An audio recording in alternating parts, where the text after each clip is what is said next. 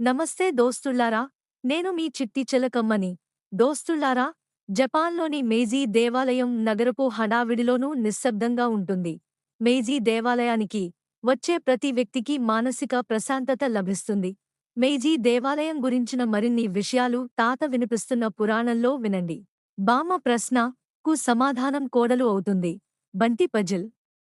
ఇదిగో బంటి, దుఃఖనం అతను 1000 రూపాయలు డిస్కౌంట్ ఇచ్చిండు.